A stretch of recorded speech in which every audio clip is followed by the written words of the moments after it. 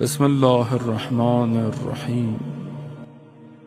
سارے دنیا کے سسٹم فیل ہو چکے، کوئی سسٹم سوائے کچھ چھوٹے جگہوں پر کہ جو جن کے وجود میں ولایت ہے، باقی اس کے علاوہ تو کوئی سسٹم کہیں کھڑا ہی نہیں ہو رہا، کہیں کچھ کر ہی نہیں رہا، سب عبید الدنیا ہو چکے ہیں۔ ہر کسی کو رسول خدا نے حضرت ابو ذر کو کیا فرمایا حدیث میں ہے کہ ابو ذر، دو چیزوں کی محبت انسان کے وجود سے دین کو چھین لیتی ہے، ایک حب المال اور دوسرا حب الشرف۔ حب المال یعنی مال کی محبت، شرف یعنی ڈیزگنیشن، پوسٹ، لوگ میری عزت کریں، لوگ میری یہ کریں۔ آپ کے سامنے کرسی کی خاطر انسان کتنا بک چکا ہے، پوسٹ، ڈیزگنیشن ہی خاطر، اور یہ ہر شخص ہے۔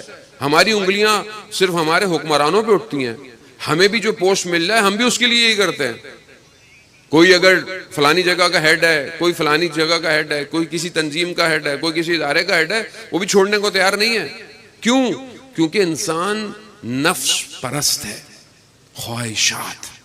سید الشہداء علیہ السلام نے کربلا میں آ کر صرف ظاہری یزید کا گلا نہیں کاٹا، بلکہ انسانی نفسیات جو اسے خدا سے دور کر دے۔ امام حسین کا جو سب سے بڑا مقصد تھا کربلا میں، وہ لا الہ الا اللہ، اسی لا الہ الا اللہ کے پرچم کو بلند کیا امام حسین نے۔ امام حسین خود فرماتے ہیں مدینہ نکلتے وقت کہ میں اپنے جد کی امت کی اصلاح کے لیے نکلا ہوں۔ امام حسین کا کوئی اور مقصد نہیں تھا، امام حسین کو اقتدار نہیں چاہیے تھا، امام حسین قدروں کی جنگ کر رہے تھے، ویلیوز کی جنگ کر رہے تھے۔ جو دشمن کے پورے کونوائے کو پانی پلائے، ان کے جانوروں کو پانی پلائے، اس سے بڑا انسانیت کا کوئی علم بردار ہو سکتا ہے؟ نہیں ہو سکتا۔ مگر 6 مہینے کے امام حسین کے بچے کو پانی نہیں دیا گیا۔ عزیزان محترم، یہ جو چیز خور کربلا سے نکلتی ہے وہ یاد خدا ہے۔ سورہ منافقون میں پروردگار کہتا ہے کہ اے ایمان لانے والو، مال اولاد کی جو محبت یہ تمہیں ذکر خدا سے غافل نہ کرے۔ اب ذکر خدا اصل ہے۔ 1,24,000 پیغمبر کیوں آئے؟ امام حسین کہ ہم جو یاد کر رہے ہیں، کیوں کر رہے ہیں امام حسین کو یاد؟ کیونکہ ہم زیارت وارثہ میں پڑھتے ہیں السلام علیکہ یا وارث آدم صفت اللہ، اے وہ سلام ہو جو آدم کا وارث ہے، جو نوح کا وارث ہے، جو عیسیٰ کا وارث ہے، خوب جو ابراہیم کا وارث ہے، خوب یہ وارث ہے۔ اور سارے نبیوں کا خلاصہ کیا تھا؟ لا الہ الا اللہ۔ ہر نبی لوگوں کو خدا کی طرف بلانے آیا۔ تو کیا ہم خدا کی طرف جا رہے ہیں؟ کیا ہماری زندگیاں خدا کی طرف جا رہی ہیں؟ کیا ہماری تعلیم خدا کی طرف جا رہی ہے؟ کیا ہم پڑھ کر شعور حاصل کر کر خود بھی معاشرہ بھی خدا کی طرف جا رہے ہیں؟ خدا اور خدا کی یاد، مولا امیر حضرت علی ابن ابی طالب علیہ السلام ارشاد فرماتے ہیں کہ خدا کی ذکر سے زیادہ کوئی لذت نہیں ہے۔ کیا یہ میری زندگی میں ہے؟ میں جو بہرحال آج اتنا زیادہ مصروف ہوں، میری زندگی میں خدا کہاں ہے؟ وہ ایک جوان، مفاتیح الجناح کے اندر یہ روایت موجود ہے کہ کوئی جوان شب جمعہ جو خدا کی بارگاہ میں استغفار کرے اور اس کی آنکھوں سے آنسو آئیں، سمندر کی مچھلیاں اس کے لیے استغفار کرتی ہیں۔ تو کیا میں خدا کی بارگاہ میں؟ عزیزان محترم، یزیدیت کے سسٹم کو پہچانے، وہ آپ سے آپ کا دین چھیننا چاہتا ہے۔ آج بھی اسٹریٹجی دشمن کی وہی ہے۔ گو کہ انسان ترقی کر رہا ہے، آرٹیفیشل انٹیلیجنس ہے، مین مشین کمبائن سائبورگ ہوتا جا رہا ہے۔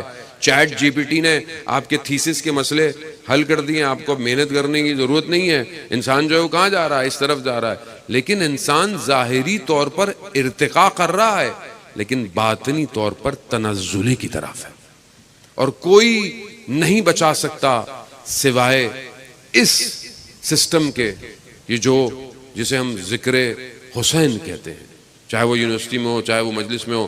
جیسا کہ مولانا صاحب نے کہا کہ امام حسین کسی فرقے یا کسی سوچ کے نہیں ہیں.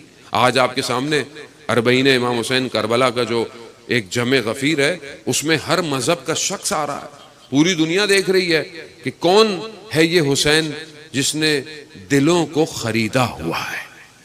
جب قلب پاک ہوں تو پھر وہ ذکر الہی میں مشغول ہوتے ہیں. خوب اپنے قلوب کو پاک کریں. آپ جو یہاں پڑھ رہے ہیں، آپ قوم کا معمار ہیں. آپ ہی کل مختلف جگہوں پہ جائیں گے، بیٹھیں گے.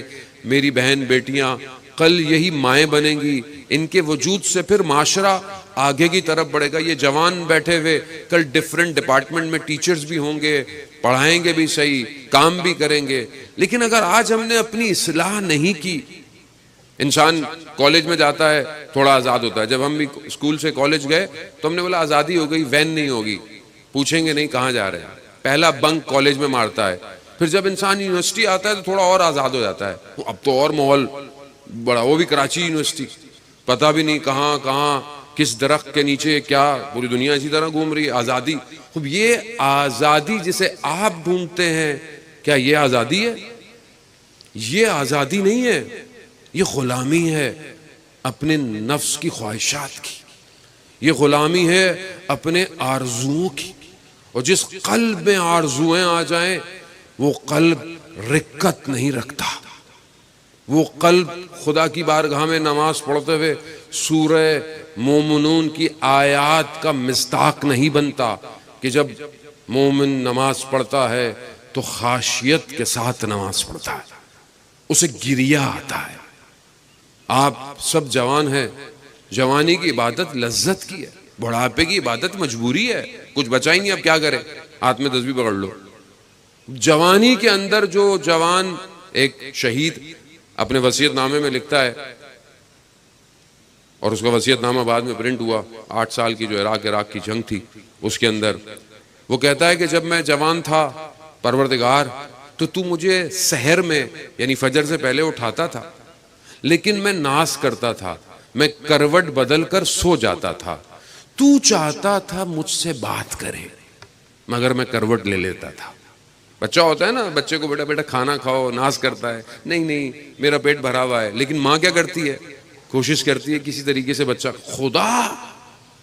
خدا چاہتا ہے میرا بندہ مجھ سے بات کرے. دن میں تو میرا بندہ اتنا مصروف ہے کہ میری طرف توجہ نہیں ہے، سحر میں تھوڑی دیر تو مجھ سے بات کرے، مناجات کر. تو وہ شہید کہتا ہے میں ناز کرتا تھا پروردگار، میں اٹھتا نہیں تھا، مگر اب جب میں خط مقدم پہ فرنٹ لائن پہ کھڑا ہوں اور میں شہید ہونا چاہتا ہوں تو ناز کر رہا ہے، تو مجھے اپنی ملاقات میں دیر کر رہا ہے.